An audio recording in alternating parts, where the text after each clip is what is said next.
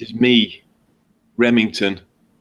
I'm back from beyond, back from a trip of a lifetime, back from a journey to the centre of the earth and round it and back again. And what have I come back to? What have I come back to? A load of people looking at screens, looking at pictures of models, talking about little things they push around on tables. Let's roll some dice.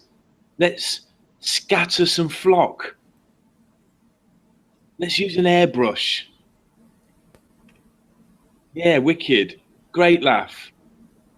Why am I doing this? I could be out there with groupies, having the time of my life, playing to thousands of people like I was last week, singing hit songs. Oh, but no. You want to look at a screen and listen to me and Andy talk about painting little models. And you want a song as well. Yeah, not satisfied with all the chat. You want me to sing for you like some caged monkey, like a puppet on a string. Ding-a-ling-a-ling. Oh, I'll get my mandolin out, get my harmonica out, get my sitar out. Wasted talent. I could be in the studio writing hits, making magic, making product that people will buy. You're all consumers. You're consuming from a company called Games Workshop that doesn't even talk to you. Yeah? Painting little models. Well, I'm out. I've had enough. I've got better things to do. Look, my phone's going crazy. Yeah? I've got bitches all around the world. How are you doing, Rem? What are you up to? What are you doing tonight? What am I supposed to tell them? Oh, I'm sat in front of my computer with my mate Andy. We're going to talk about models. That sound like rock star behaviour to you? No. What am I doing here? Who are you anyway?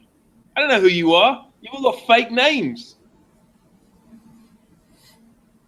Oh, the Seraphon are out now. Oh, great. There's a new book. And all the miniatures are exactly the same, but they've got round bases now.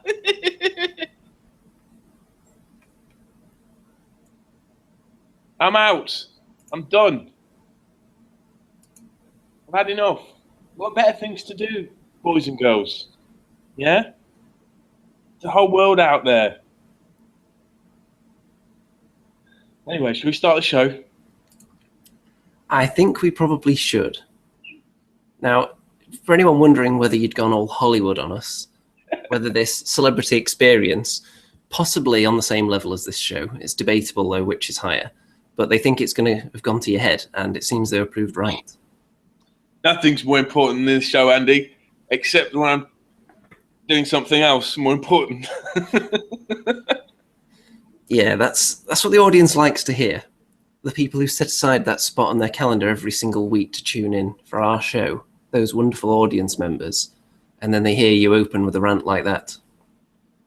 I thought that was better than a song, don't you? Come on, I had you going for a minute. Let's have a vote from the audience. Was that better than a song? And is that enough for him to get away without doing a song? Or do we need a mid-show song? I think we need one. We can't have a show without a song. Did you hear my wonderful song last week? That was amazing, Andy. I would give you a contract just like that. It was quite incredible. Write it yourself? Bits of it. Brilliant. That's brilliant. And you cut off Gloomy Dreaded at the end. She was just getting into it. Yeah, I try to cut off people before it kind of fizzles out. I thought, by the way, the girls did a great job. And it's interesting that when I come back, you shut the door on the girls, right? And as soon as I'm gone, you get all the girls in. I know what you do, Andy. Well, we needed someone to fill in your absence. And I'm sure from next week on, we'll be looking at guests again. But for this week, I think we're going to have quite enough on our plate with you coming back after 3 weeks away, which is obscene. We originally told the audience you were going to be gone for 2 weeks. I did, but my flight was on a Tuesday night in America.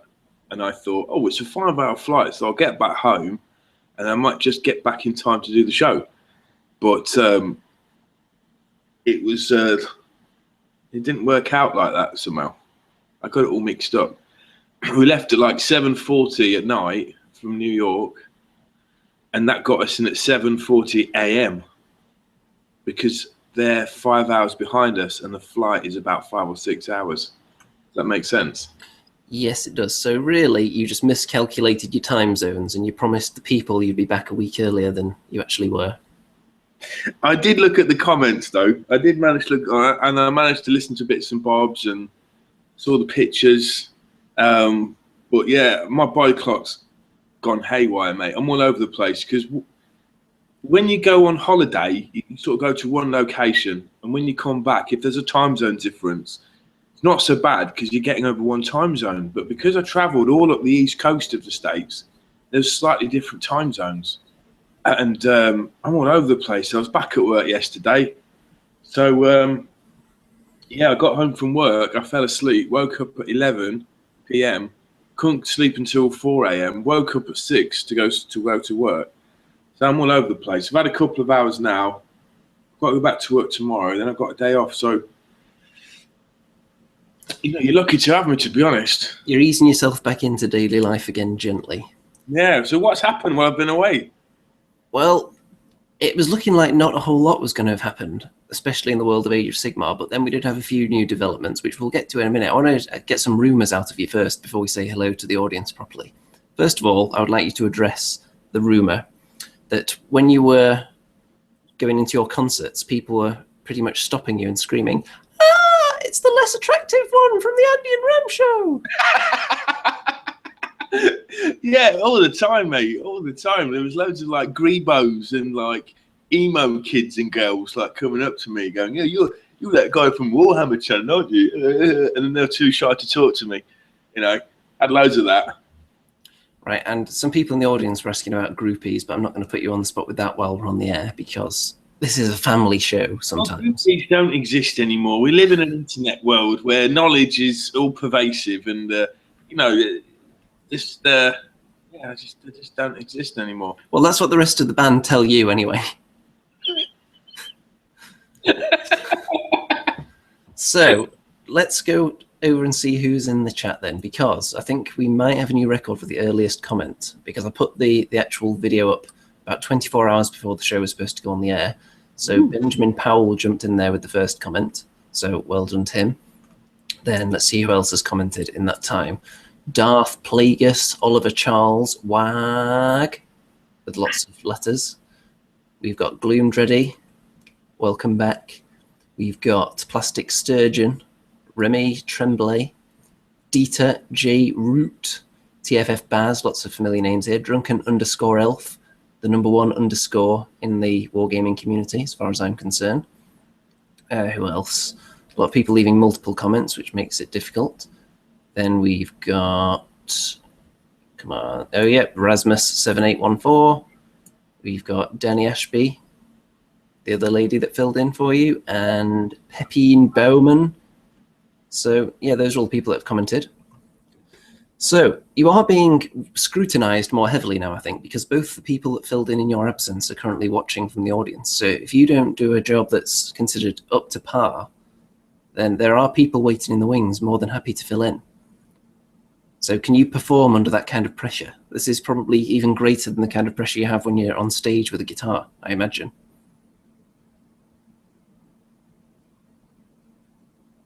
Mr. Rem?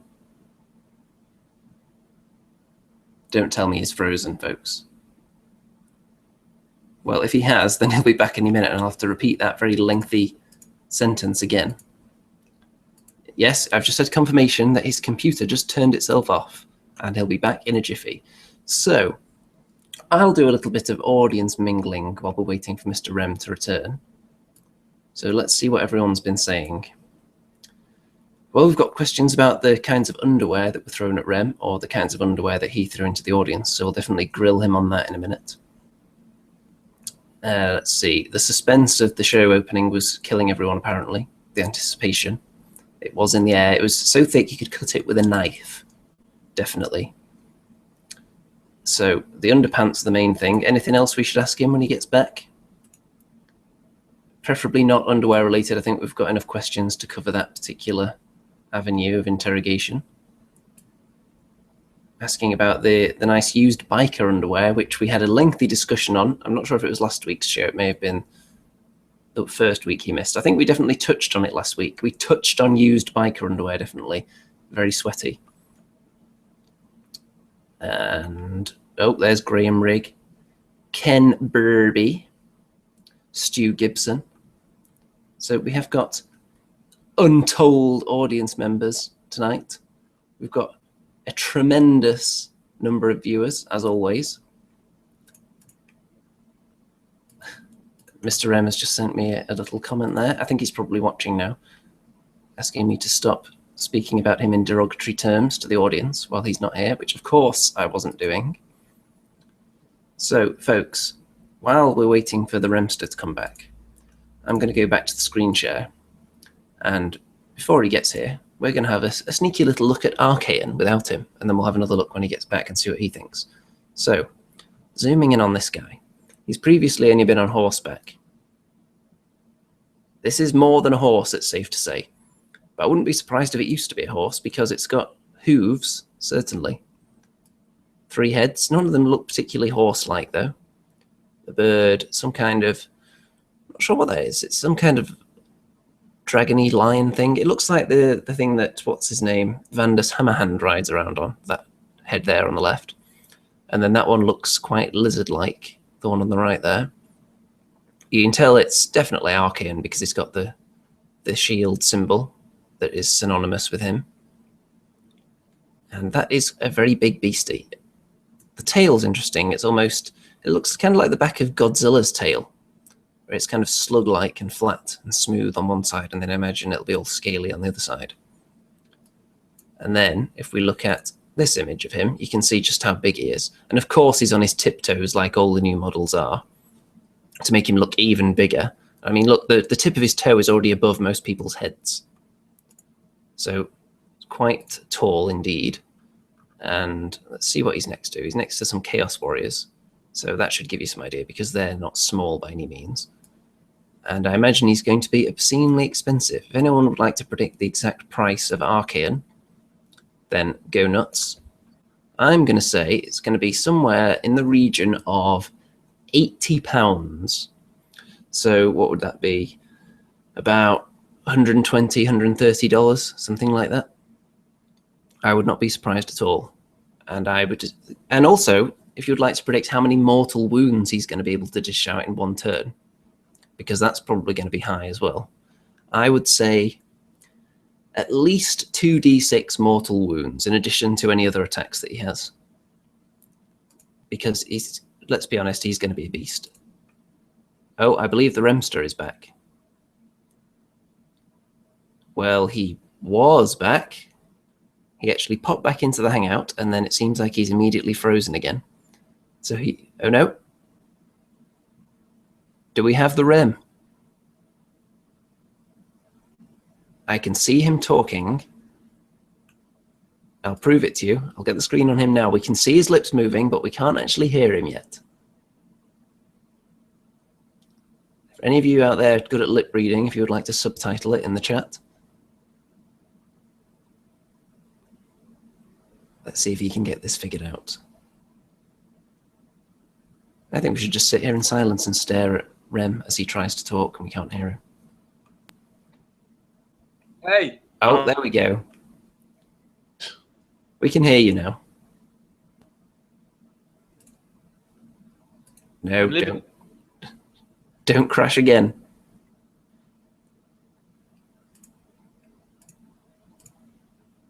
My Dropbox is going crazy. Well, quit my Dropbox. This downloading pictures of naked women. This is what happens, folks, when you're downloading lots and lots of pictures of naked people before you go on the air, and you only have quite a weak internet connection. So, are you back with us now? Yeah, hold on. Plug my phone. It lasts lasted about 10 minutes and just blinked off right in the middle of a conversation. So I'm really sorry. You know, it's just another example of the professionalism we show on this show. Indeed. So, before we go back to looking at Archaon, I was just discussing him with the audience. Yeah. People wanted to know a couple of things. So, first of all, the number one question on everyone's lips was, did you have any underwear thrown at you on stage? No. There's only kind of two sort of artists that get that sort of treatment. One is like heavy metal rock bands, like Motley Crue, that kind of thing. And the other type of artist, they're artists like Engelbert Humperdinck, you know, who's actually from Leicester, where I'm from. So there is a chance it could happen in the future because I come from the same town as the original performer. We've got a giant collection of women's underwear, but that's not... Actually, it happened to me once, actually, to be fair. Yeah, it happened once. And I did give it a good sniff on stage, just for the fans. Well, I'm glad we got that piece of information out of you. Well, because we were actually having quite a lengthy debate and a discussion last week about what kind of underwear was going to be thrown on stage. And the overwhelming response from people suggested that they thought it was going to be extremely sweaty biker underwear. None of that, then? Yeah, I can't remember. I just remember it was red. I mean, it was the colour red. The underwear was red. Did you throw anything out to the fans? Have I thrown anything out? I've thrown T-shirts. I've thrown CDs. A CD could take someone's head off if you like a throwing star. Art to it. There certainly is an art to that. There was an artist, a country artist. I can't remember his name. He looks a bit like Michael McDonald. Did a duet with Dolly Parton. White beard. Anyway, he threw something into the audience and it smashed the chandelier. And the chandelier pieces fell on the audience and he got sued for millions. True story, that. Well, you got to be careful, haven't you? You can't be setting fire to the audience or anything. Kenny Rogers. That's it. Someone's Googling him right now just to verify my story. I did link the audience to one of your live videos, one of your performances in one of the previous shows. So many of them went and watched it, I believe.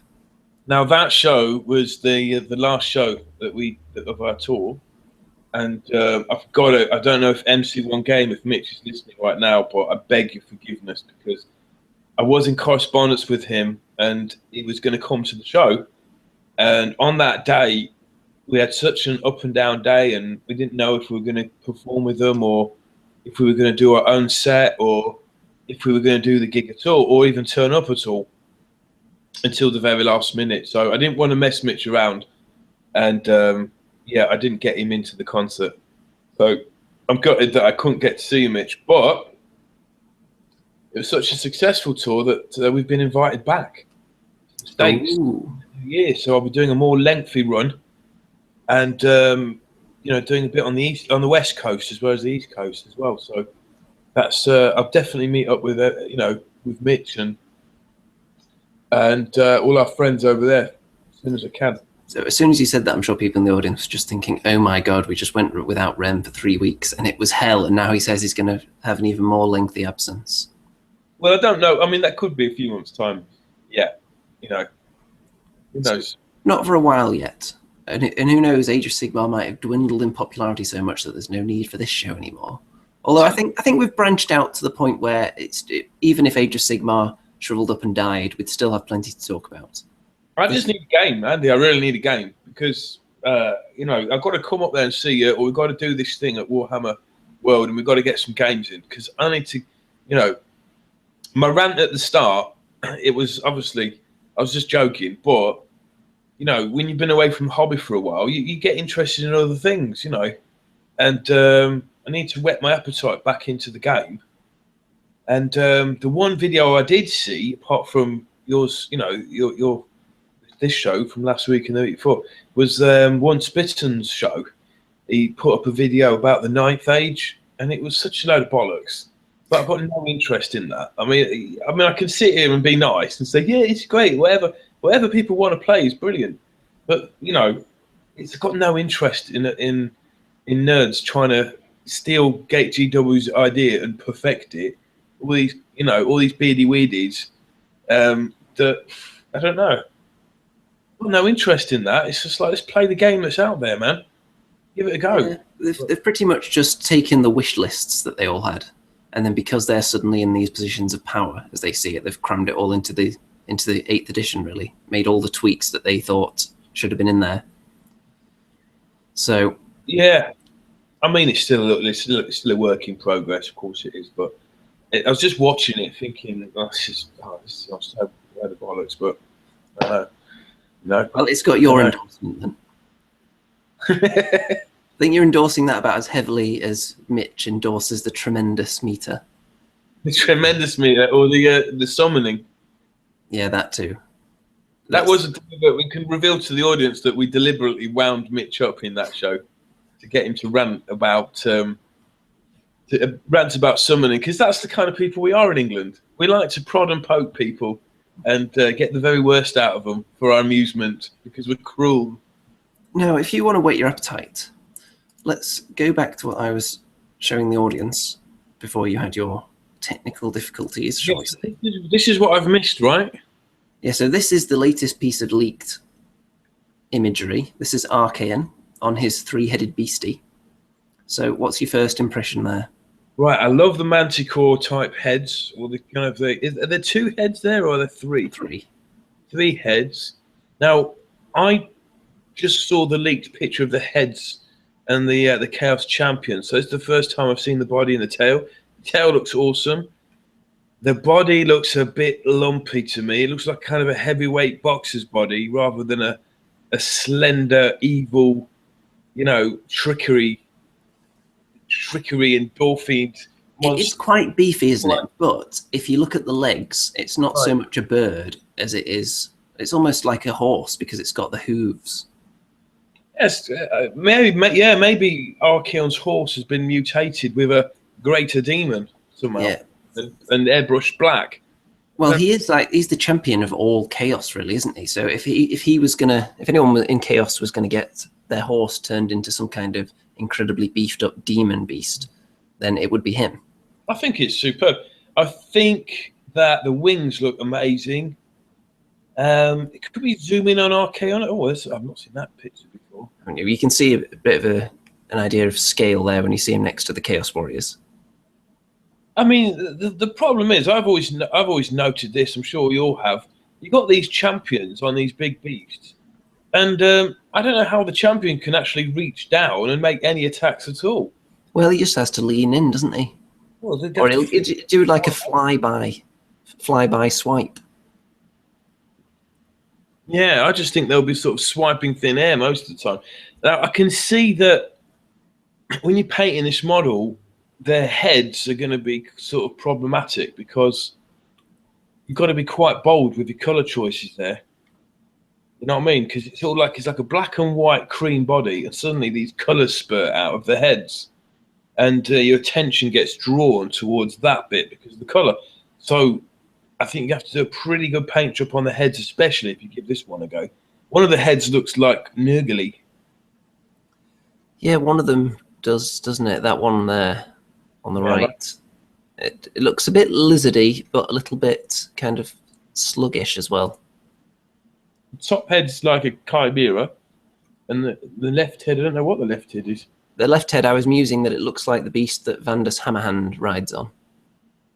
Yeah, it does. A Dracoth, isn't it? Dracoth? Yes. So if they're trying to bring that in as one of the key monsters in Age of Sigmar, then...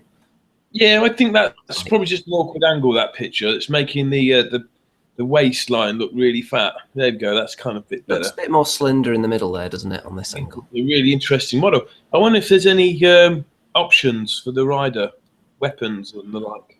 Well, with it being just Archaon, I don't know whether it'll just be his beast or whether they'll give you some options to do something else with it. Because normally with these big kits, you have different ways to make it, don't you? Yeah, you can usually put a sorcerer on it that will get killed in the first couple. There are rumours as well that there's going to be a couple of other big Chaos Knights. So I don't know whether they'll be part of this kit and you'll have maybe different heads and different legs and different tails and such. Because you would think with the space those 3 heads are taking up, it's possible that they could make the shoulder joints a bit beefier and just have one head there for one of the other choices. If check out the tail or tails, does it like end in a kind of a fish tail there? It looks, if that's still part of it running right around there, is it? Fishy to me. Yeah, that's strange. If that's part of the tail, that red bit underneath that kind of fans out, that's very strange looking indeed. I think we're going to have to wait for the official images to get a better look at that, aren't we? Because there's still a couple of unanswered questions there. You can see the kind of splayed out bit of the tail there. So yeah, that is part of it. I think I've read a couple of comments about price. I think this is going to be a big one price-wise. I think you're going to look at 80 quid. Yeah. Well, I was saying about £80 would be the minimum on this, looking at the size of it. Yeah, it's a beast. That is a proper centerpiece of your army. That is. Also, I was wondering how many mortal wounds you think it can do in one turn. Christ. I was thinking 2d6 plus lots of other attacks as well. Yeah, I think it's going to have some kind of like a thunder stompy effect. Yeah, obviously his weapon's going to be devastating. Each head will have its own attack profile, I would imagine. It's going to deal tremendous damage all round. It will. We might need to crank up the tremendous meter to about 17 once this is released. When I was reading the End Times books and different heroes were in one-to-one combat with Archaon, it was so frustrating. You kind of wanted them to hurt Archaon, to even kill him, but he's just so tough, so hard. Nothing really hurts him at all. It doesn't really get vanquished at all. He just kind of falls off a ledge, if I'm not mistaken, in the final book, and plummets down. So it's not like he gets like a sword through his guts and his head ripped off. What was your first experience of Archaon then? Because he popped in kind of out of nowhere, as far as I'm aware, and then after that he became a mainstay. When did you first encounter him? It was hearsay in the lore. It was like there's this chaos champion called Archaon that's uniting all the tribes of the north.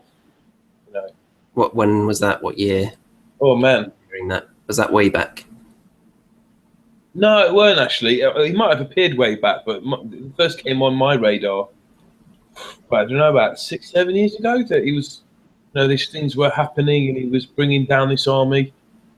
The first I heard of him was, let me think, it must have been about 20 years ago, when the model that your face is on in our show logo for this week, that old classic one that I had, where his horse isn't quite so beefy as the slightly newer one on horseback. But when that model came out, that seemed like it was going to be the end times, because Chaos were just taking over the entire world, and they had that big, it was like a campaign going, and people submitted the results from all the games in the GW stores, and then really it had no effect on the world whatsoever.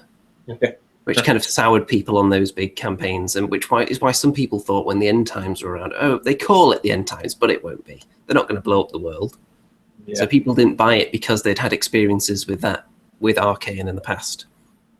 So now that he's back, how do you see him fitting in with what we know so far about the world of Age of Sigmar? I thought he died. Is there any kind of fluff to go with him? We haven't seen any yet. Yeah, that's odd, because they usually bring out a book, don't they, or some storyline? I would imagine that, well, the word going around is there's going to be a book and a couple more Chaos models as well. It looks like combat even more powerful enough to challenge Sigmar himself. Do you know what is good, actually, that we've not mentioned? The last couple of months we've seen all these blood warriors and blood this, blood that. And we've seen these Sigmarines. It's good to see like a Chaos classic, champion from the old world come back. You know what I mean? It might mean, if he comes back, then I think we're going to be certainly seeing some more. Do you think that will kind of sour people on GWB even more if the backstory and the fluff that they invested in is kind of being ignored to some extent, with some of the characters just being plucked? I think they'll weave a clause in the new storyline or something like that. You've got to think of it like Star Trek. Star Trek was the series in the 60s. you know, they made a bunch of movies and then it got rebooted, and now it's been rebooted again. You know, I just think what we're seeing here is a big reboot. We shall see. Now, we've had a couple of comments from the audience on that and other things, so I'll just go through them. TFF Baz wants to know if you're going to be touring anywhere else this year. Yeah, I'm doing a bunch of dates with UB40 in April. I'm going to South by Southwest Festival in Texas at the end of March. And then in the summer, I'm doing a bunch more shows with hopefully with UB40 in the States. So that's it. I'm in two bands. One's called Radio Riddler. That's a reggae band. So that's why we were touring with UB40. I'm in another band called Uncle Frank. We've just got a new song out, a new video, and that might give you a link to that. If you like Prince, if you like kind of funky music, it's a bit bling. It's all that. It's pretty cool. I've got a big record album coming out in February, so that's what I'm up to, music-wise. A couple of people did comment, actually, when they saw the video and they've seen some of the pictures when I did the official Rem watch, where I was showing the people what you'd been up to in picture form. A few people commented that you seem to be kind of lurking in the background a lot of the time. Yeah. Well, I used to be a frontman of a band called Fatal Star. And if you like really sad, depressing, cry your eyes out, bedwetting music, then it might be for you. But I was the sort of singer-songwriter in that for many years. And if you've got Spotify, you know, you can check it out on YouTube if you want Fatal Star. Yeah, I just got a bit disillusioned, really. I've been in the music game for a long time, and I just wanted to take a backward step in terms of the image-wise. I just wanted to be more in the background, but in the studio, still be the main writer and stuff. I don't know. It just felt natural. I've never been a really confident front person, if you like. So, you know, much to my family's disgust. Like, why are you always stepping back? You know, all that stuff.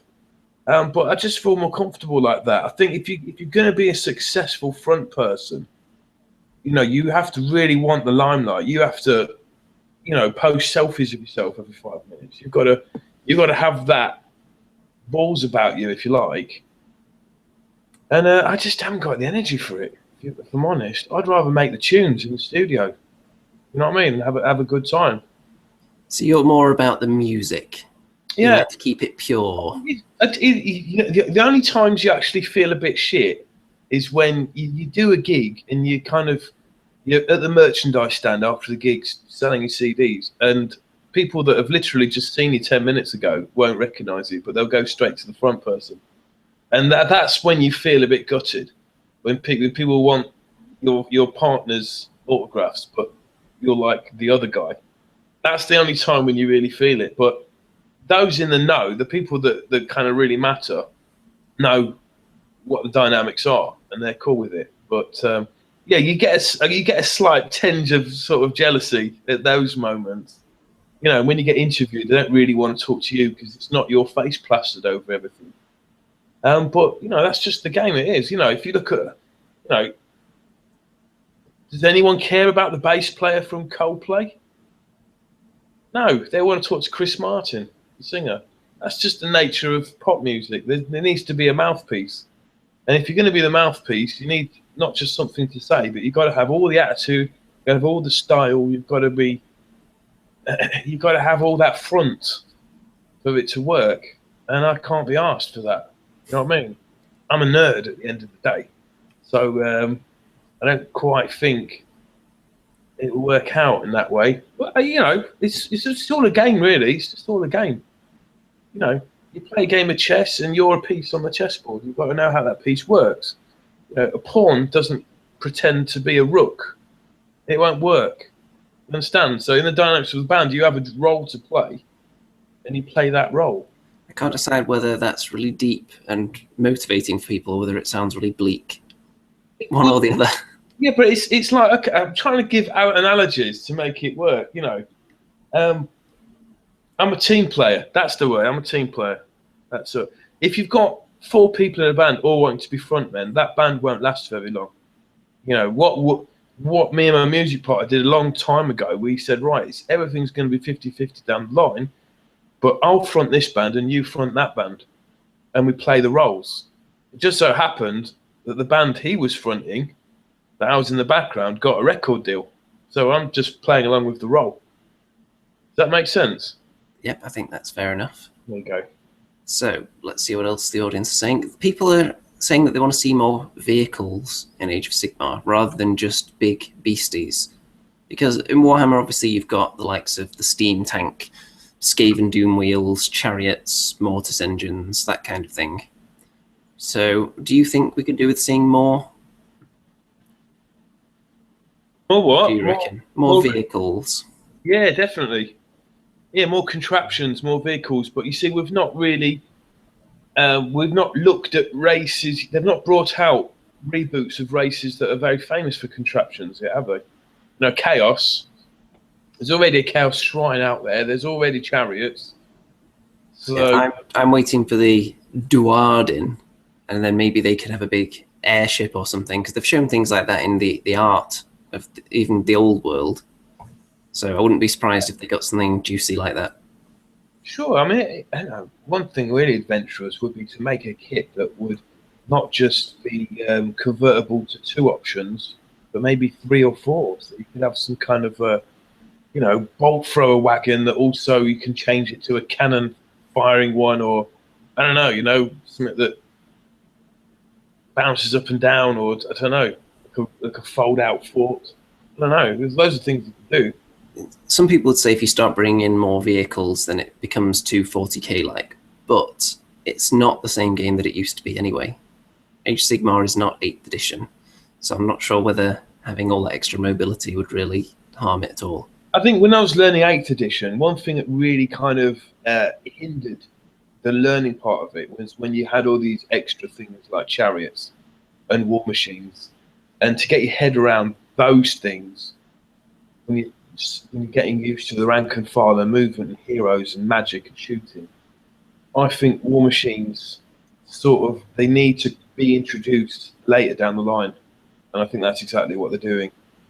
So I think it's probably, with Age of Sigmar only being 3 months old, maybe more, it's probably too early to introduce these things just now. Yeah, you know how many episodes of this show we've done now? No. This is episode 21. Really? Yep. The first one we did was about a week before the official Age of Sigmar pictures were leaked. So it was released within a month of our first show. Okay, so we're looking at 4 months now, 3 months? Yeah, the whole thing's been going on for 4 or 5 months now. Still fairly early days. I mean, the way I noticed the changes is in your hairstyles, Andy. I mean, your hair's grown a fair bit. It has, actually. I'm not sure about getting a haircut because it hasn't started going anywhere near my eyes yet. It only goes down to there right now. Like Jeff Colby from Dynasty. If it gets in the eyes, then it all just goes all gone immediately and then grows back again. Until that point, though. Are you growing a moustache from November? I am not. I feel like I already have such stylish facial hair to begin with. I don't really need to grow any more. I think with that haircut and a big moustache, you could look like a porn star. 70s. I'm not sure that's really a look I want to go for. I mean, my hair, when it gets longer, it does have quite a retro look to it, because back in the day, there was a period of time where people would just let their hair grow and then just run a comb through it and then, okay, that's my style. Whereas now you have all this weirdness going on with people shaving the side of their heads and shaving words into their head and weird patterns. And I've just had a strange. quick look at the comments, Andy, and I think Danny Ashby's been talking about like a dark elf land ship, which would be amazing. I've always wanted to do a theme based around dark elf slaves washing up on the shore, and coming out there and capturing loads of slaves. I think it'd be wicked to have some kind of boat, dark elf boat thing. Pulled by slaves. Yeah. With corsairs on it. Yeah, that'd be flipping mega. If someone, a pirate hat as the captain. Yeah, like a Medusa. Maybe that could be like the new shrine. The new Medusa shrine. It's called. Yeah, I'm not sure how age appropriate it would be, but I imagine some kind of horrible torture vessel with slaves pulling it.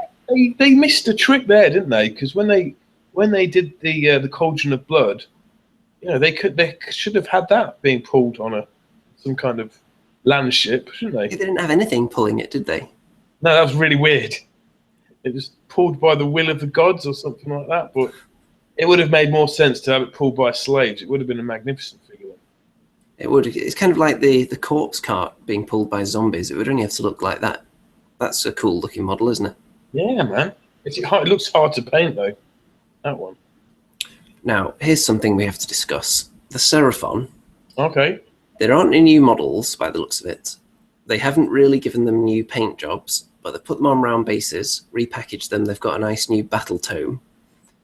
What do you feel about this? Well, because I've had 3 weeks off, I've kind of become a bit more neutral to it all. But when I started to look at a lot of, Seraphon armies that are getting painted up, and I've got to say, I'm really tempted to get into them and buy a few of the miniatures and have a go at painting them. And they look like a real cool army to have. I think I'd go with more lizard men than loads of skinks. Especially the way you can build your armies now. You don't have any kind of restriction, really, on what you can take. So you could just go for all the big fun to paint stuff to begin with, couldn't you? You don't need 40 Temple Guard and 40 skinks. 100 skinks in a cloud formation. Yeah, you could have just little sample sizes of each. It's so much more fun as a hobbyist. Just do little sample size units of 5, maybe 10. Then you can you really have fun painting the stuff then. I got into them. I'm sure they're releasing an extra couple of miniatures or two. I don't know if they'll release any more units though. I don't know, because it seems like they're done with them right now, the Seraphon. Well, if they've done a battle tome, that's kind of it then, because once the battle tome's out, if there's going to be any more miniatures, they would appear in that battle tome, wouldn't they? They gave us the battle tome, the limited edition battle tome that comes with a nice shiny cover. Or is it on pre-order? I believe everything is still on pre-order, actually. Oh, but they've prizes then. I'm not sure, but they've kind of moved on to the Horus Heresy board game at the moment. Well, we'd have to see, because if there's going to be any new releases, they'll appear in that battle tome. And if there isn't, then I think that's a sign of things to come. Which isn't bad for people who have existing armies. Yeah. Probably means that, especially if your army was updated more recently, like the dwarves, maybe they're not going to renew a lot of those models. Yeah, I mean, another point is they haven't deleted any models, have they? No. I think there is something that was missing. Jungle Swarms, that was it. Oh, Jungle Swarms. Well, no Jungle Swarms. Right. Okay, but they kept the Razor Don. Yep, the one that was hideous and no one liked. What was it called? I think if they make any more miniatures, they'll probably be just heroic ones. Now, there is something I want to touch on, actually. It's quite horrifying. Okay, the word Seraphon, there was a lot of speculation on why that was chosen. And it seemed to be, people were saying that pretty much it was because they were called down from the skies. And that's it. Are you all right with that definition? Kind of like angels, lizard angels from the heavens, called down by the Slann. In the lore of the lizard men, a lot of it was borrowed from ancient Mayan and Aztec mythology, from the ancient god Quetzalcoatl. It was a flying serpent. It was like a serpent god, like a lizard thing. So a lot of the hieroglyphics from the Incas and the Mayans have been borrowed for the lizard men. So I think it's maybe Seraphon is a term. It's an ancient term borrowed again. I don't know. Because, unfortunately, if someone were to Google Seraphon, without actually doing it, what would you think would come up? Page 1 of Google Images. Is it a porn site? It's not far off. I'm gonna screen share some pictures in a minute, so you can. It's safe. Okay. But Seraphon, I saw this on Facebook the other day, and I had to check it out myself, and it is actually true. Apparently, the word Seraphon is a term for kind of fan art in the realm of furry tickle fetish in a bondage situation. Do you want me to show you an example? Yeah, do it. Okay, so well, there's Archaon. And there you go. Oh, kinky. There's Seraphon. There's Seraphon. There's Seraphon. Oh, it's tickling your feet and under your arms. And there is Seraphon. So, do you think anyone at Games Workshop knows how to use Google? Of course they do. Well, surely they wouldn't have picked that after it completely dominates the first 2 pages of Google Images.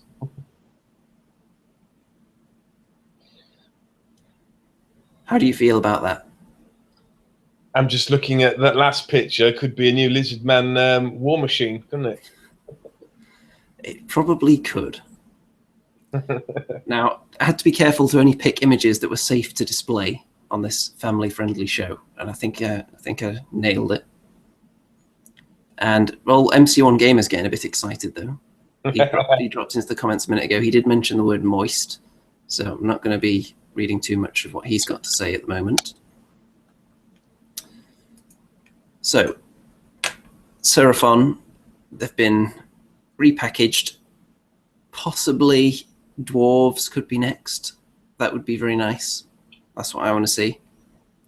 Who do you think's coming in the near future? We don't have our ears to the ground and hearing any inside information or anything. Just what's your instinct? I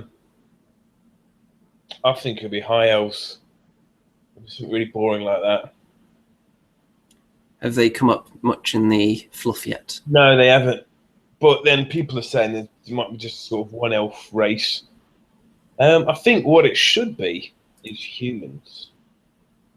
You know, not the muscle-bound, armor-bound Sigmarites, but the kind of the peasants back home. Some kind of militia army with some gadgets and that'd be kind of cool. I'm not sure if that actually meets their definition of cool. No. It's not big and outrageous and shiny. I'm glad they did the Seraphon because they're the ones that had the most mystery to them. And people wondering what had happened to them, if they were just hiding up in the celestial realm this whole time. Yeah, I might buy it. I might buy the Battle Tome actually and just, get back into Age of Sigmar that way. Do you own any lizard men at all? No, none at all. It seems like that'd be your kind of thing with your love for painting. I'm sure you could do a good job, some of those really bright colours. Yeah, it could be cool. Try that. Yeah, I'm looking forward to reading that actually. Yeah, I think I'll get it. But what do you think? What's the next race? Well, I feel like it should be the dwarves, but that's just personal bias. And the word on the street, the one that people have been suggesting most frequently, is that it's going to be the elves, which sounds like, if anyone's played Earthworm Jim, the way he talks in that when he gets hit by something, he doesn't say ow, he says ow. It sounds like he's pronouncing the word elf. When you hear elf. Sounds like it could be a bit boring now because you had these 3 branches of elves before, and now it's just going to be one.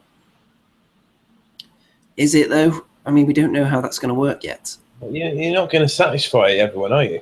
If they haven't been mentioned at all in the fluff, then we don't know where the elves stand at the moment. And in theory, if there are all these realms, there could be any number of different branches of elves out there. Only one way to find out. I'll have to wait till it actually hits. So, did you manage to get any wargaming information in at all while you were on tour, other than obviously watching this show, because who wouldn't? No. And you said you didn't watch too many videos, but did you manage to keep up with anything, or were you too enveloped in the world of groupies and partying, throwing TVs out of windows? I was actually working, but no, not really. I'd look on the YouTuber's Warhammer page and look at the Age of Sigmar Google page and flick them down, look at people's pictures and stuff. But I don't know.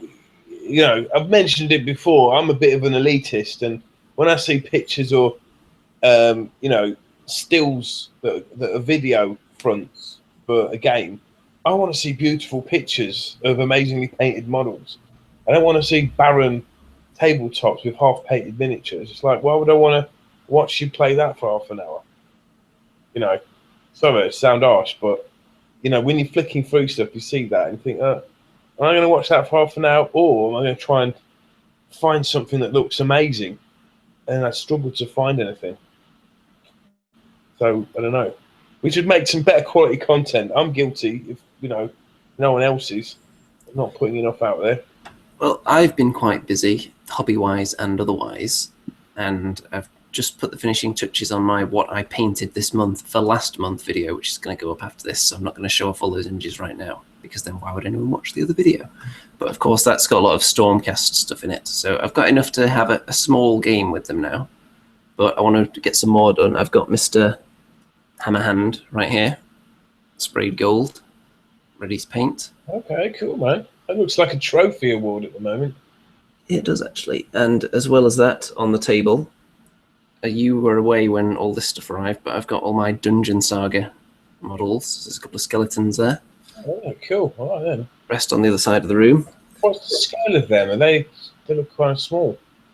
They're your typical 28mm scale, but the skeletons from Mantic are generally more realistically proportioned than GWs. Cool, man. So if you look at the GW skeletons next to an elf, it looks like he's actually lost. It looks like he loses flesh when he should be gaining it. Yeah, when it goes from a skeleton to an elf, if you know what I mean.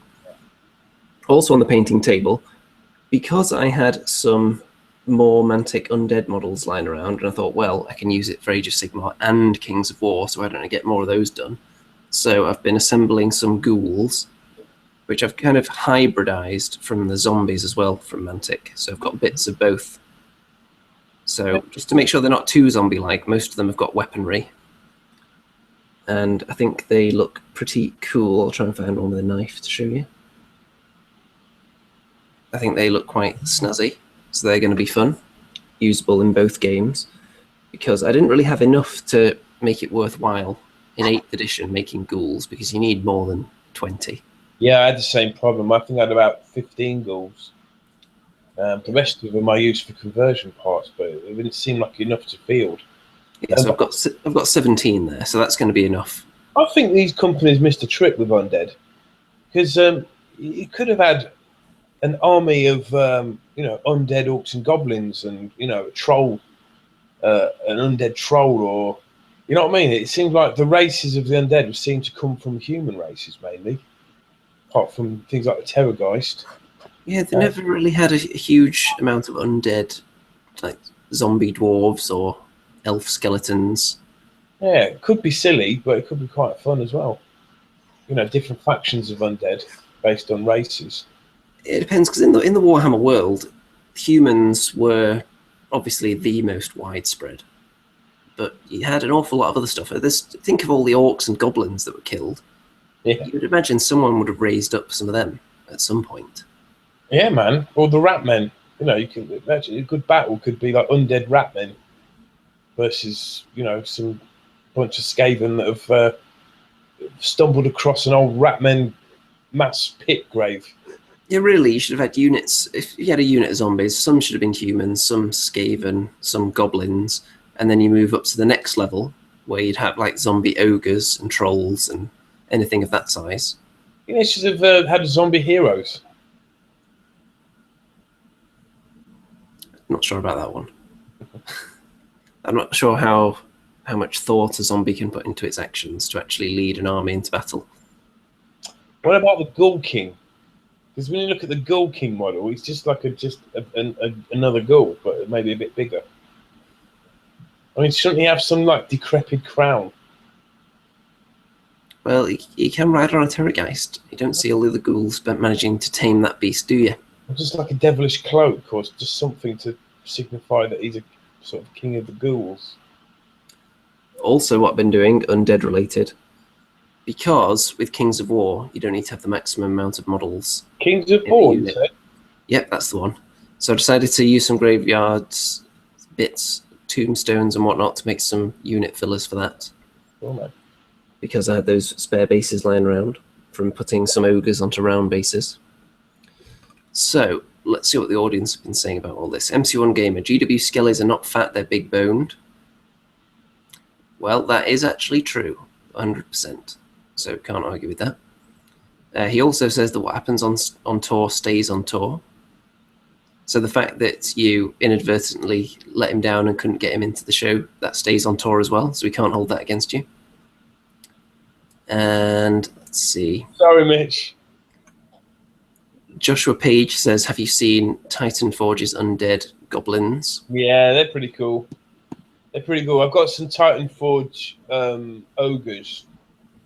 In fact, about 4 shows ago, I showed you my James Bond ogre from Live and Let Die, Baron Samedi. That's a Titan Forge model.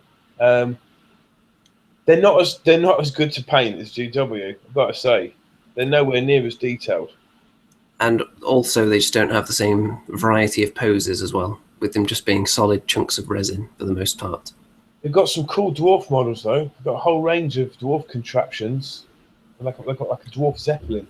They do. People have questioned the quality of the casting of Titan Forge. I've never had any problems personally, but it seems to be kind of hit or miss whether you get a good batch or not. Yeah, I've followed Titan Forge from their inception about 3 or 4 years ago, and it's basically one guy from Poland that's the main sculptor. So, you know, it's basically a cottage operation. So, to be fair, they've done astonishingly well.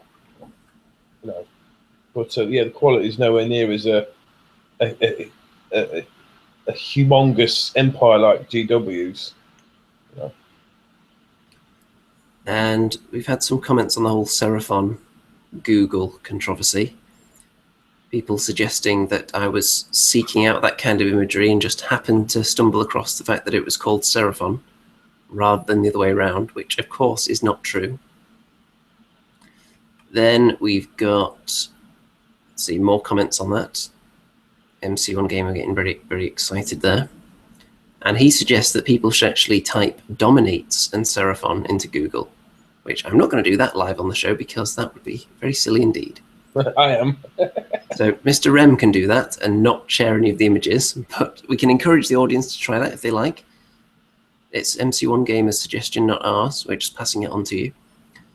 And as far as the pronunciation of elves, I think most people are just going with elf, and the A is silent, just there for aesthetics.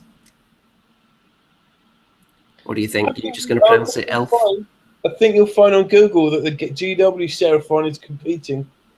Is it? Is it creeping up there now? Quite tenaciously. I don't see any bondage pictures. I'm looking for them. Really? They're all cartoons, Rem. They're all cartoons, Andy. What are you on about? Yeah, they are all cartoons.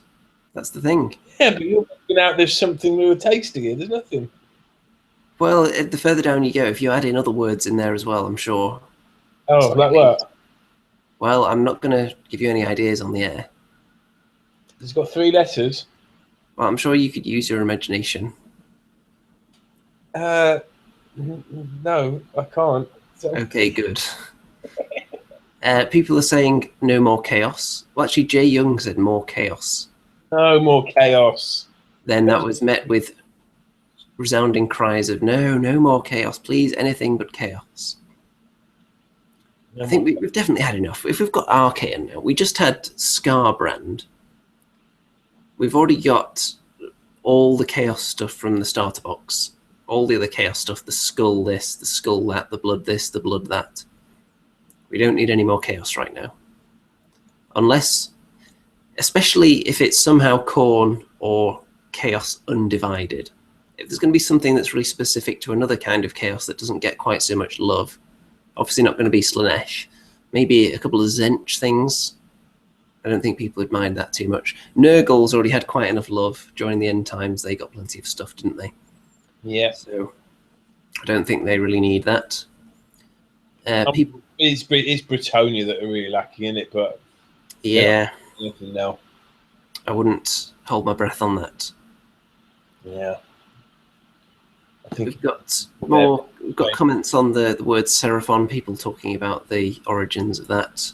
People saying Seraphus is a Greek-inspired name, and that Seraphim is Hebrew. So yeah, I'm sure it has some nice, legitimate origins. But when you Google it now, It's not very friendly. The fact that GW even changed the names to make them less generic, allegedly. So they took away lizard men because you can't really trademark lizard men. But then they changed it to something potentially even more generic, almost, if it's already in wide use in other realms. I quite like Seraphon. It's kind of cool. Imagine, the Seraphon birthing chamber, and there's all these, there's a giant pool with big bubbles in it and these little lizard men hatching out of it. It's kind of cool. But when people Googled lizard men, GW stuff would completely dominate the image search, wouldn't it? So yeah. if they're trying to make it more theirs and really claim it as their own, I'm not sure that was really the right word to choose. But no one really copied lizard men, did they? Come on. Maybe they could have called it lizard men with an E in there. Yeah, I'm not sure about that either. Yeah, I think it's going to be a big something before Christmas, for sure. I think there'll be a bunch of Christmas deals. MC1 Gamer says Empire needs a massive redesign. I'd love to know why the fashions didn't change after a millennium. Yeah, me too. Well, to be fair, if you've got rats invading from the sewers constantly and chaos raiding all the time and orc wargs tearing across the lands, I can understand them being not that concerned about fashion.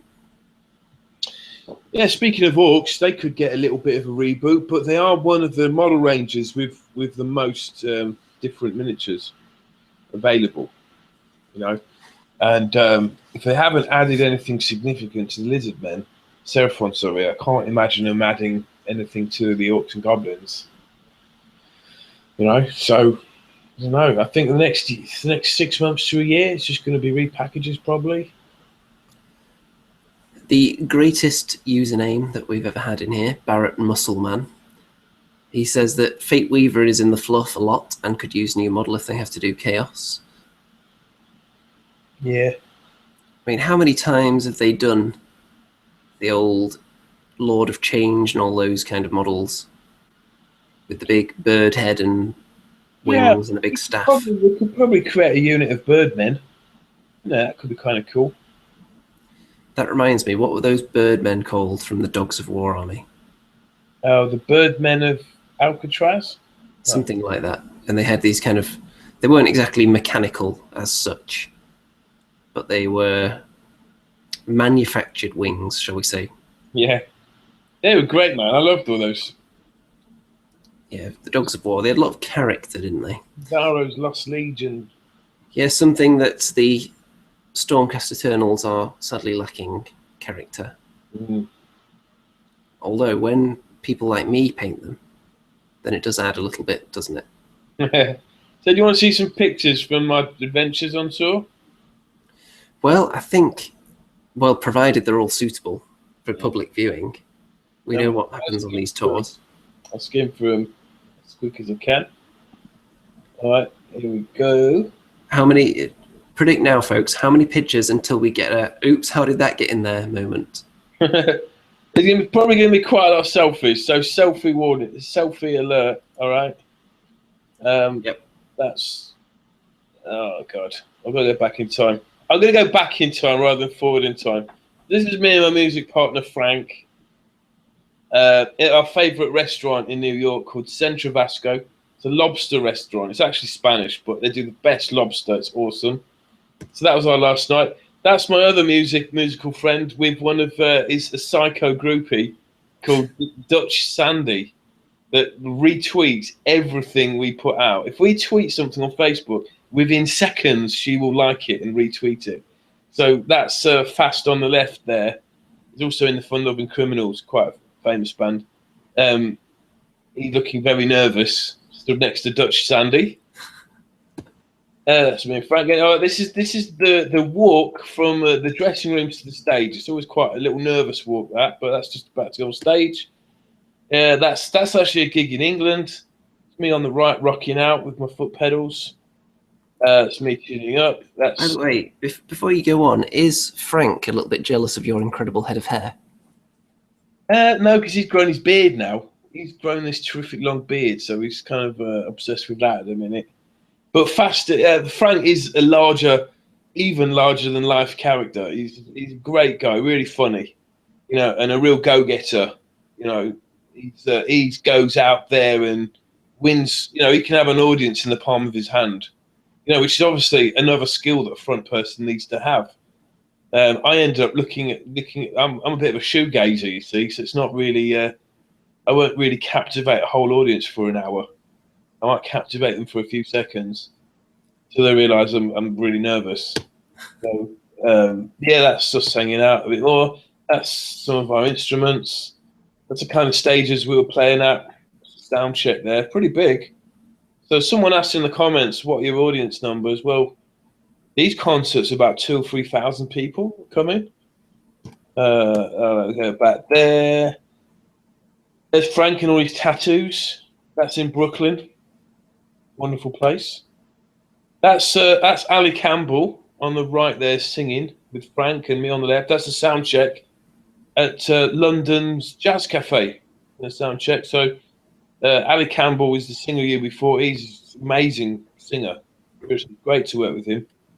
That's me posing. It's me posing in Brooklyn. My hand. It's my hand. I've got 3 very, very long lines. So that must be good, right? Long life. I'm not sure that really warranted a picture. Long life, big career, big cock. There you go. So no, I'm not going to speculate on what you call a selfie that's just of your hand. That's us. That's our band mentioned in The Sun the other day, The Sun newspaper, which is pretty cool. That's me posing again. More Brooklyn buildings, me posing with Brooklyn, me posing. So here's the Brooklyn Bridge. And that's a beautiful day. This was literally a week ago. Look at the weather. Absolutely stunning. Was it like that the whole time you were over there? Yeah, the day we arrived, it was stormy and foggy. I've got some photos of that. It was really depressing. We had a bunch of stuff we had to do about 6 a.m, and so that weren't so nice. But yeah, beautiful town. I think this was a picture. I took this because there was some famous person coming out of one of the cars, and we sort of was hanging around to see if they came out, but they didn't. There was a bunch of paparazzi waiting for them.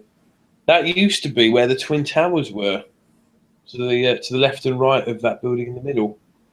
And they're not anymore. So yeah, funny really. They built Manhattan, right so close to the shoreline. Because if there's any rising sea level, I'm telling you now, it's gone. Quite a few places like that, aren't there, around the world? Brooklyn Hustle. There's some of the buildings in Brooklyn. I think if you own one of these apartments, you've got to be a multi-millionaire because you can see the Statue of Liberty there from those apartments. There's the Statue of Liberty right there. This stuff here used to be all like, a bit shoddy, but they've built these football pitches on it and these activity places. So me posting again. There we go. Beautiful day. I mean, I tell you what, this was only last week. It was hotter than the hottest British summer. So that's some food in the wonderful delis of New York. Love it. Some recipe ideas for myself there. Yeah, you do like your crazy foods, don't you? I do. And we took an early morning walk there.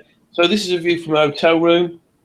Sunsets over New York. See a lot of media. That's just good. Some interviews, radio interviews.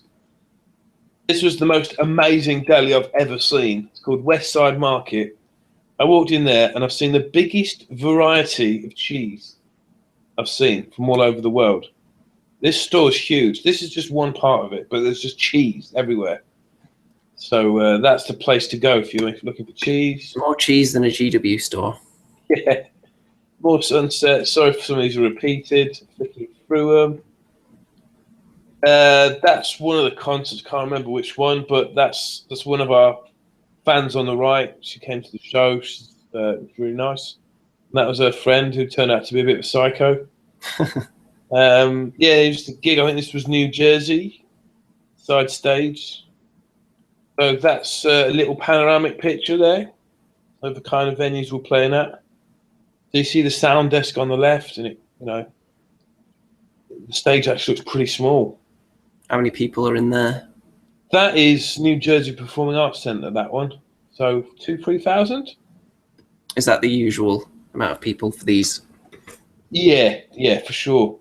I mean, obviously, even bigger at a festival. So, yeah, all good to see. We had some long drives, I'm telling you. And we saw a few accidents on the way. This was the day after Halloween. So that was pretty scary. This dressing room, this is the life of a rock star. You know, stuck in this little room, the same people. Hoping there'll be a nice knock on the door. And there they are watching the Andy and Rem show. Yeah. Blah, blah, blah, blah. Oh, this is Washington. A little pinprick there. Oh, you actually successfully got your finger in the right place there, because I've seen some people that had embarrassing moments on the internet where they completely failed it and then people went nuts photoshopping them. Oh, people done that before? Oh. Yeah. But people fail. If people put their finger too high or too low and they go on the internet and say, could someone Photoshop my finger into the right place? And then people just go nuts with it and it goes viral. They start chopping off their finger and putting it everywhere.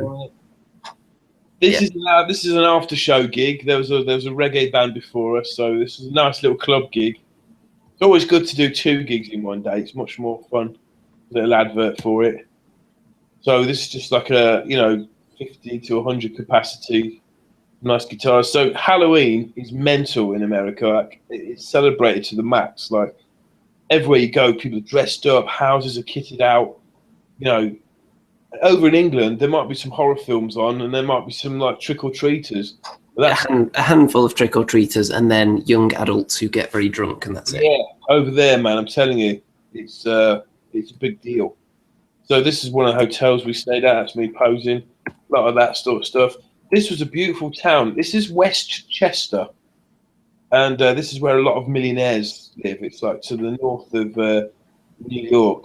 Were you picking out a new house? Yeah, it's where all like the white middle class families live. Didn't see any mixed race people there, put it that way. So interesting you use the term middle class though, because Americans use that for something totally different, really. Well, maybe they're upper class then. Yeah, because America, when they say middle class, I think they really mean working class. Yeah. No, this is still Westchester. It's really, really beautiful around there. This was a place called Rocky's Deli. And they do an amazing steak sandwich there. So that's me and Frank outside Rocky's Deli.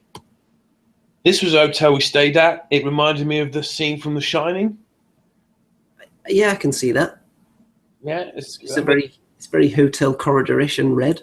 We got in there about 4 in the morning and then had to get up about 10 in the morning because we had to get back on the road. So I was a bit strung out. How are you at sleeping in vehicles?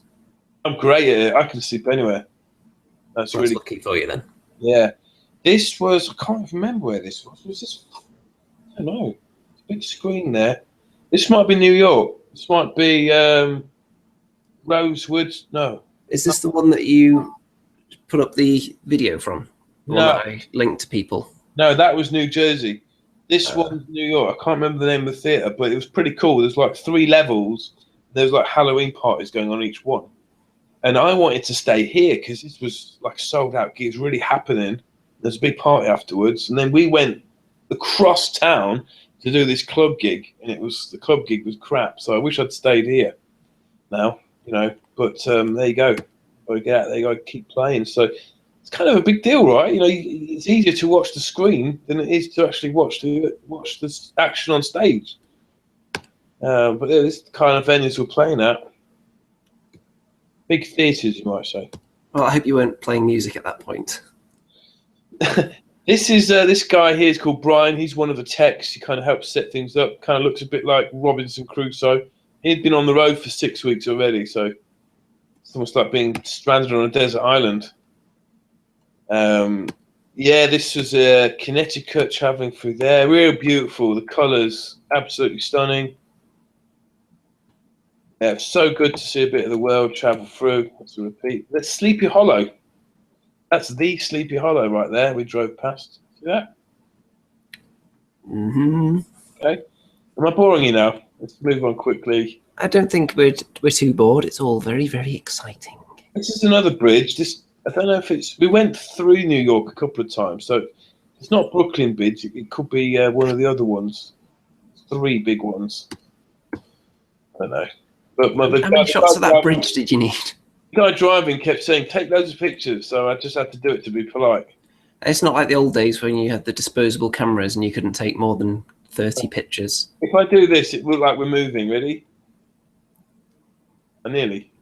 Not quite. Yeah, almost. You didn't take enough. Did you get any video? Yeah, I did. I'm not going to show that though. It's no. There's someone managed to go up there and write Rambo. Me love Rambo. Wasn't you, was Classic buses. Look, the school buses are really just like out of the movies. They certainly are. This is. I think this is all Brooklyn. Where was this one? That looks like Washington. Kind of blurs into one, doesn't it? I don't know where that was from. It's just some Halloween party in the street. It's kind of cool. Kids dressed up. That's in an elevator. We all bought. Yeah, I got a Miami Heat hat, so I really like. That's a picture of a news the Today reporter. It was a big Charlie Brown day, so he decided to dress up as Charlie Brown and draw a bomb on his head. When that first popped up, that picture, that person in the middle, I actually thought it was someone wearing a giant slice of cheese. I think that's your. There you go. She's got the same dress sense as you, hasn't she, Andy? It's good colour choice, definitely. Oh, by the way, Dreddy wants to see more pictures of that bridge. Oh, it's coming. There's been more to. I'm thinking of getting a tattoo. So there's some tattoo samurai ideas. I love all Japanese art. So that's been fast in Junior's Deli, which is a real old-fashioned deli. Some awesome stuff on the menu. There we go. It's in colour. That's been Frank in Delis. That's Daryl, Frank's brother. He always looks really mardy. Another hotel. It's just like in the movies. They've got these water towers. I think their only purpose nowadays is to get knocked over in superhero films. Yeah, that does happen a lot, doesn't it? Yeah. Monsters crush a lot of them. Yeah. It got dark fairly quickly. Within a space of like 20 minutes, it went from light to middle to pitch black real quick. People are complimenting the weathering on the bridges, but there's not enough skulls apparently. No, not enough skulls. So we met this fan that decided to get a tattoo of my band. So that's the front cover of our album. And then we all signed it, and he's going to get tattoos of our signatures on there. Is that weird when it happens for the first time you see someone that's got a tattoo? It's kind of crazy, but you kind of think, I'd never do that myself. But, if you want to do it, cool. I mean, the first time I went to a wargaming event and saw someone with my face tattooed across their chest, it was a little bit weird. Right. It's happened so many times now, you just get used to it. That's the other club gig we went to. That was called a place called the Iridium, which was the home of Les Paul, the guitar maker and the guitarist. And he used to play here every Monday night where it was packed out. He died a few years ago, and when we played there, it wasn't very packed out. It was pretty dead. It was still an honour to play there. That's it. Webster Hall, New York. Webster Hall. That was the gig I wanted to stay at. That was pretty cool there. That's backstage. Blah blah blah. That's the queue outside Webster Hall. It went all the way down the street like that. We thought we sold out. We were in the big ballroom theatre. That's sound check. So it's kind of empty, and you just go there and you chat to the other band members and you hang out. This was backstage. I saw some old posters there. U2, Depeche Mode from early 80s. That would have been kind of cool. Me posing. School of Rock. That's in Manhattan. So this is Broadway. That's the Iridium. Loads of guitars on the walls and loads of memorabilia. Some cool stuff in there. There's Les Paul himself. Where do you rate yourself among all the other guitar legends? Well, if Les Paul is a 10, I'm probably a 4. I'd say 0.5. Is that fair? Well, it's not for me to judge. Now that was huge. It doesn't look big on the picture, but in England, you just don't get advertisements that are really the size of skyscrapers, but you do over there. All right, when we arrived at New York, it was a miserable day. So this is us unloading. Because there's mad parking restrictions, we had to unload the stuff off the trailer that the tour bus was pulling on the left and put it into the graffiti-written van on the right, which had access to the venue.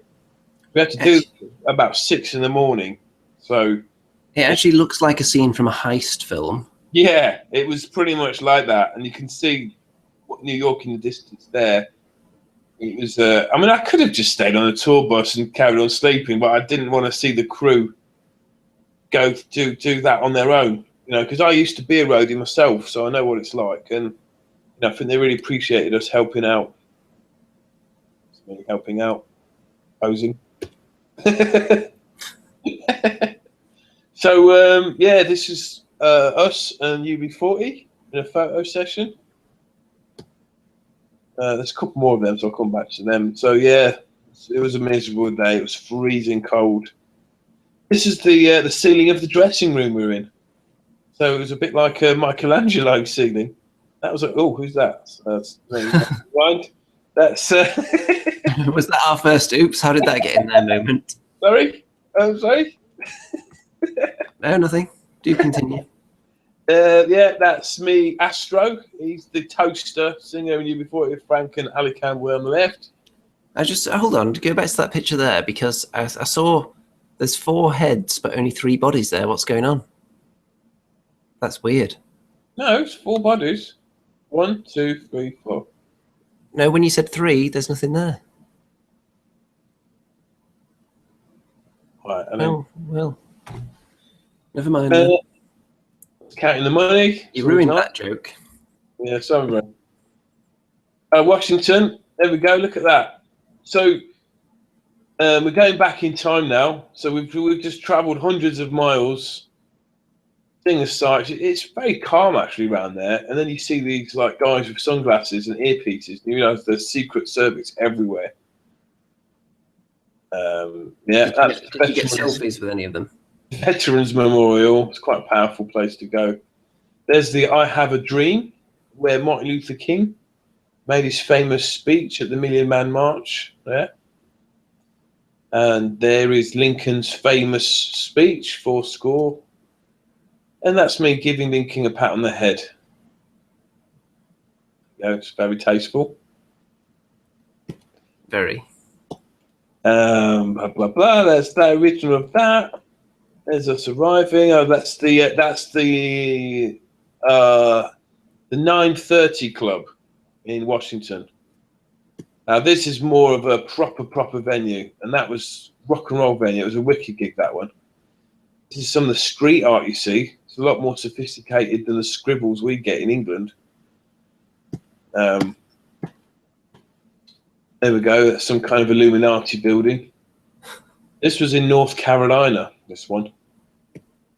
So, oh, this will interest you. All right. So it's a proper, like, Masons building.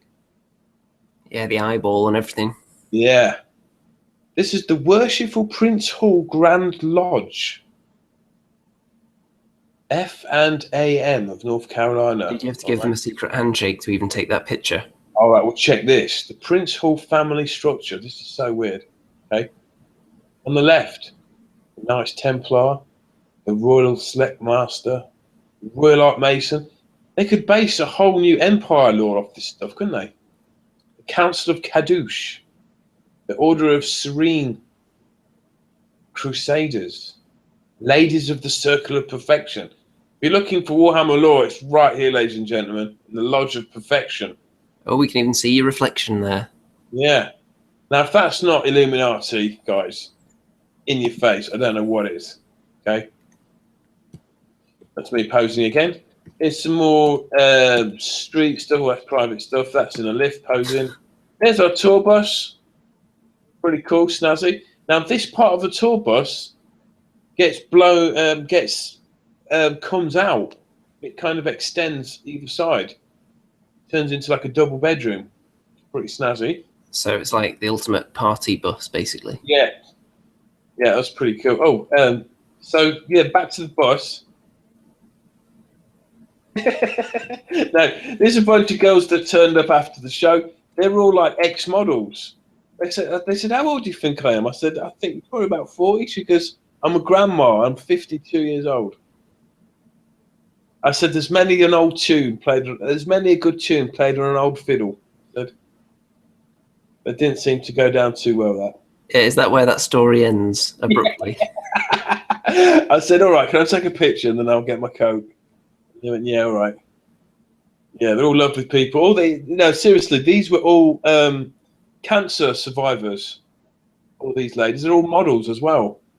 Actually beautiful. But they all got kicked out shortly after that because the staff at the venue were being really horrible. And that can happen. There's a lot of party poopers out there. They wanted to stay and party, but no. There's fast sound checking at the gig. Don't know why I took that. Some police incident. Okay, we stayed at Fast Condo here. This was in Florida. Was it Florida? Yeah, it was in Florida. This was near Disney World. It was pretty awesome. Played some golf. That was one of the shows. This was, so you can see now from all that cold weather, when I actually arrived in Florida, it was stunningly beautiful. Yeah, I could have stayed out there much longer, I tell you. It's like shorts and vest weather. By the way, before you go on, we've had some comments. MC1 Gamer wants to see highly classified images, I think. He wants to see pictures of the secret bunker under the White House, Area 51, and so on. Did you see any of those top secret things? I don't know, I was just passing through, man. Did you not name drop me and you could have got A-list access to all these restricted locations? Well, I did, maybe, but, I met, saw Smokey Robinson's picture. Stevie Nicks, these are all people that have played there and put their autographs up. The Go-Go's, Belinda Carlisle there. I touched her crotch once. It's no joke. I'm sure we'll get to the bottom of that story at some point. Chris Isaac, he's amazing. I love Chris Isaac. That's us looking at the building. There we go. Look, that's where was that? I can't remember where that was. Was it Fort Lauderdale? No, it was before that. I can't remember where that was. Near where they shoot Dexter, anyway. I think I showed people this picture. Yeah, that's us outside this seafood restaurant. It's pretty awesome. Yeah, that's us on the morning run.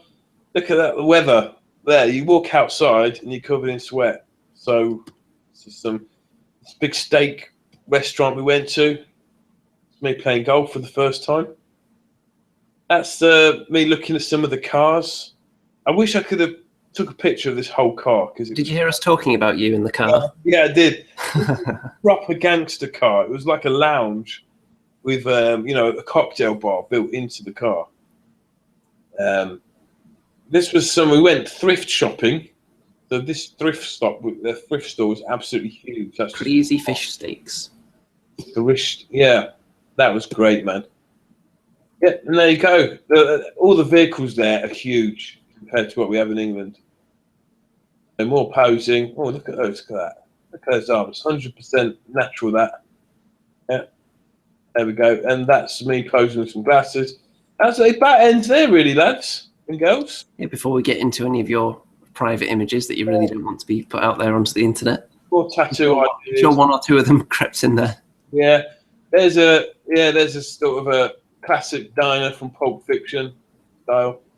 I'm going to end it with that one. So I had a wonderful tour. There you go. Right then. Was this the longest tour you've been on? I think I've made it sound like it. So I apologise in advance. No, it wasn't the longest one. I've been on tour for 7 weeks before. Well, you can't do that now that you've got responsibilities on this show. And I nearly went insane on that. So, yeah. Well, I think we were going to go insane if there were any more pictures of that bridge. But I'm really sorry, but you did ask, so it's You like, seem to go all over the place there. Which parts of America well, can didn't you go near? you see why I wasn't really up to date with all the Warhammer stuff now? I don't know, all that travelling. I think you could have been browsing the internet, keeping up on all the Seraphon releases. Andy, it was £8 for 1 megabyte of information if I was roaming over there. Right? So if I was to stream a 20-minute video, how many megabytes is that you're streaming? I've no idea. Too many. A lot of money. So, Did you not have enough Wi-Fi around there? in the hotels, I was constantly, waiting to get free Wi-Fi in the hotels, but you kind of, because we were slumming it a bit. So I was sharing a hotel room with Frank and Fast, and you sort of sit there and you start off. It's the only bit of privacy you get, but then you kind of like everyone's like, well, let's go out for something to eat, or let's do something. So you don't actually get any privacy at all. Do you know what I'm thinking? If I go to America again, my plan is going to be to get someone over there to give me a phone or something for me to use while I'm there, so I won't get charged a ridiculous amount of money. Yeah, the data. You can set up a plan where it's like £5 a day, unlimited everything. But even so, that would work out. I don't know. Too much. Too much. I was there to earn money. You know what I mean? And spend money on fish steaks, apparently. Yeah, and I put on a stone in weight. Everything's meat, cheese, meat and cheese, and sour bread. So you can understand why Americans are a bit more porky than English. So, when are we going to get this game in then? Well, I'm free Thursdays, Fridays, Saturdays, Sundays. I've always got stuff on every week, but I can fit in a day somewhere. Well, we should be able to get that sorted soon then. And if we do it at Warhammer World, if that's our venue of choice, then we're going to have to do some kind of videoing right next to the big Stormcast statue. Let's do it. Can you get a ride or a train down to Nottingham? I'll pick you up. I shall look into it immediately after this show. Yeah, man. Try and get that lined up ASAP, because I think the audience are itching to see evidence of us playing a game as well. Yeah, absolutely. Because I've shared enough of my private life. We need to get back to the Warhammer stuff. So yeah, we probably do. And now, as we approach the end of the show for this week, you didn't give us a song at the beginning, and I think if the people have to go an entire month without hearing your musical talents, then I think they're going to go nuts. So I think you should prepare to start strumming. Even if you just give us the regular intro song, but as an outro, I think that'd be a nice treat for everybody. It's been a few weeks since we've done the classic. It's Andy and Remington Steele, so I'm going to come with that, all right? In fact, the audience have confirmed that they are itching. MC1 Gamer is anyway. I'm not sure whether that's actually related to your music or not, or whether he just has some kind of condition. Also, TFF Baz says, you're a rock star, you can afford that Wi-Fi price. Or the data price. And I think, to be fair, if you're going to be an international A-lister, as we are by this point, right, are you prepared? So, before you start singing and plucking away, thanks for joining us, ladies and gentlemen. As always, it's been a roller coaster ride of dishlicious. I'm sure Mr. Rem will back me up on that. He's glad to be back, aren't you? Yeah. I want to be out on tour still. I had a great time, man. Don't say that. You're supposed to want to be back performing in front of the one audience that truly appreciates you, the Andy and Rem Show audience. So before you start, folks, of course, as always, don't forget to like the video. Don't forget to refresh the page at the end of the video and leave a comment in the permanent comments section, just so the video doesn't look completely barren when people click on it after we've finished. Tell us what a wonderful show it was. Or if you think it was terrible, let us know, and your comment will probably be deleted. But you're still free to do it. So on that note, I am just going to prepare the show logo for the week again, so people can stare at that as you're musically sending us off the air. And with that, I turn it over to you, musical maestro.